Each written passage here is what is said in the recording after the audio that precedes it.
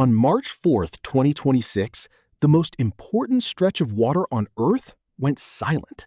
No tankers, no cargo ships, no LNG carriers, just two navies staring at each other across a 21-mile gap.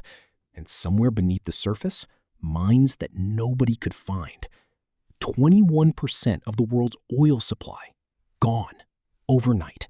People still don't understand about the Strait of Hormuz crisis. By the time the blockade was fully in place, both sides were blockading it. Iran from within, America from without. The same waterway locked from both ends, with the global economy caught in the middle. And somewhere in that chaos, fertilizer prices were climbing. Grain was about to get expensive, and farmers in South Asia and East Africa were about to pay the price for a war they had nothing to do with. This is what a modern choke point crisis actually looks like. It began on February 28, 2026, when the United States and Israel launched Operation Epic Fury, a coordinated aerial campaign against Iranian military and nuclear facilities. In the opening hours of those strikes, Iran's supreme leader, Ali Khamenei, was killed. The effect was immediate.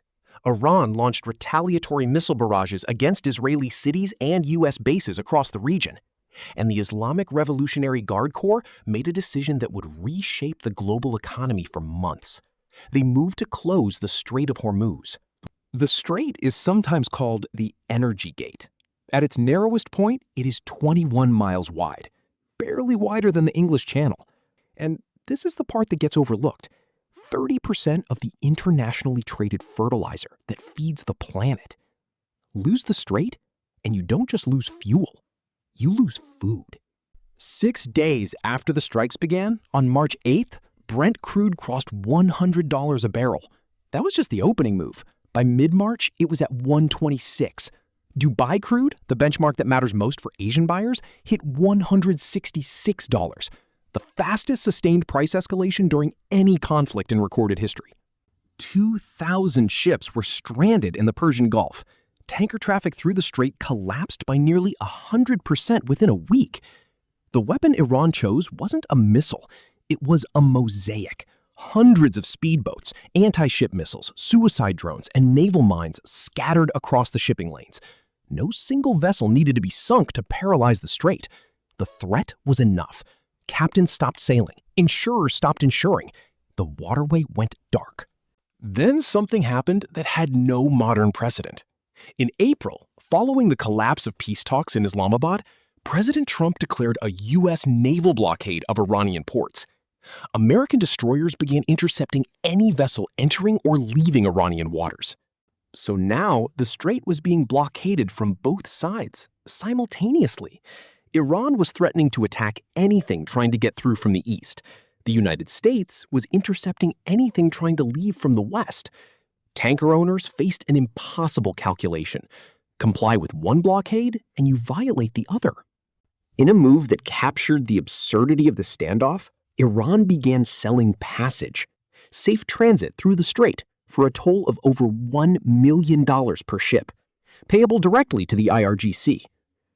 Western powers called it extortion dressed as paperwork. Some ships paid anyway. And then the reports surfaced that should have alarmed everyone far more than the oil price. Iran had lost track of its own mines. This detail doesn't get the attention it deserves. By mid-April, Iranian military sources were quietly acknowledging that a significant number of the mines placed in the strait could not be located, not deactivated, not removed, simply drifting, uncharted, unknown. It meant that even if both sides agreed to a ceasefire tomorrow, even if Iran formally reopened the waterway and the U.S. lifted its blockade, ships still couldn't safely transit. There was no clean version of over. In May, the IRGC compounded this by formally redefining the strait not as a narrow corridor, but as a vast operational area stretching from the port of Jask to Siri Island, a zone so large that conventional mine-clearing operations would take months, possibly years. The strait wasn't just closed, it was poisoned. Meanwhile, the shockwaves were traveling along supply chains most people in the West had never thought about. Urea prices spiked 50%. Ammonia followed. The strait, it turns out, is not just an oil route. It is the artery through which a third of the world's internationally traded fertilizer moves. And the crisis hit in March, April, and May, exactly the Northern Hemisphere's planting season. Farmers who couldn't afford fertilizer planted less.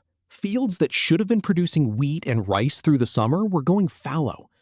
Analysts warned that the food security effects would extend deep into 2027, long after any ceasefire, long after the tankers started moving again.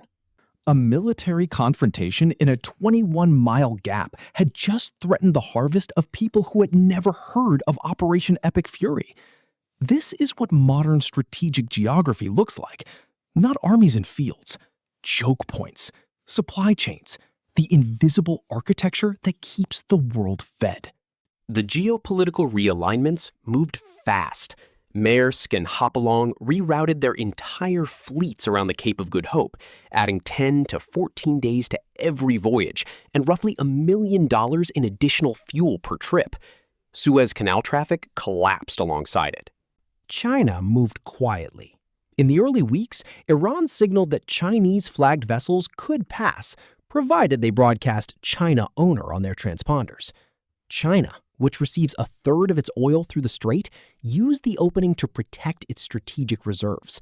It was a small detail. It said everything about who held real leverage in this crisis and who didn't. In Washington, President Trump proposed renaming the waterway the Strait of America. He threatened consequences for Oman if it cooperated with Iranian transit fees. The rhetoric was sharp. The strategic picture was grimmer. The most powerful navy in human history had secured everything around the strait and still couldn't reopen it. Power projection had met its geometry. The Strait of Hormuz crisis is still unresolved.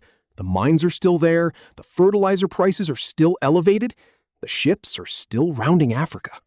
What the crisis revealed, more clearly than anything in recent memory, is that the global economy is not a system of nations. It is a system of corridors. 21 miles of water can matter more than the GDP of entire continents. A few hundred speedboats can hold the world's navies at bay. And a decision made in a military operations room can determine whether a farmer in Bangladesh can afford to plant his fields this season. Control in the 21st century is not about territory. It is about the ability to impose risk on the people who can least afford it. The strait is still dark. The world is still waiting.